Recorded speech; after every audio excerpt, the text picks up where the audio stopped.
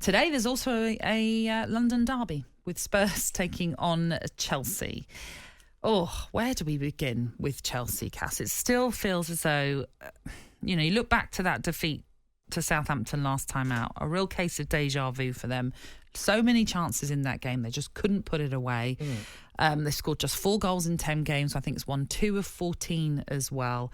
And maybe in some ways you could say, well, they're going to a Tottenham side that are quite inconsistent themselves, but there's still something, I don't know, maybe you might disagree, but maybe there's more to like about Spurs right now than there is about Chelsea.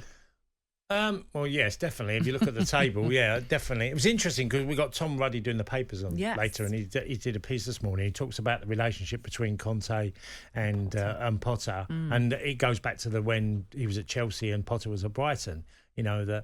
And decent, and they'd send each other messages, and Tom's on, so he can tell us a bit later about it. But it was interesting that Conte was a big supporter of Graham Potter, and that year, I think, Brighton had a really high finish by the end of it, even though he'd had a difficult time. And that's what he's going through now. And look, this is always a game that doesn't sit well for Chelsea fans and Spurs fans. There's not a lot of love lost between these two teams at all. It's a fierce rivalry. Okay, so it's a game Chelsea fans are expecting their team to turn up and show what they're about. They can't be given a really poor performance. And this is going to be a real hard week for Graham Potter because they got Dortmund, haven't they, as well this week now to play in the Champions League. So it's a big week playing Spurs and Dortmund in the same week. I think it's the following week. Is it the following week? It's the next 2 games, isn't it? So the next 2 games. Yeah. That's what I mean, the next 2 games. So these 2 games are really big for Chelsea fans.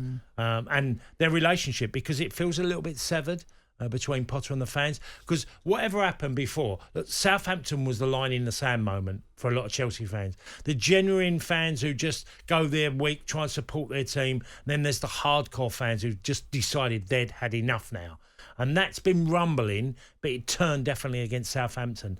That won't change and will get worse if Chelsea have in their next 2 games in different results.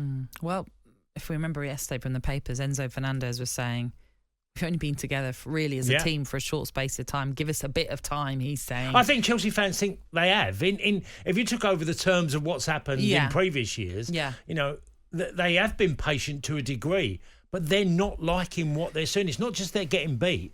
They've not liked watching Chelsea play. Lacklustre, isn't it? Yeah, exactly. Even though at moments we see moments of the potential flair of Chelsea, but it's just not consistent for 90 minutes, which is obviously the big problem. But anyway, no better game really to get themselves up for and maybe start clicking than a London derby. It's a 1:30 kickoff in North London for Tottenham against Chelsea.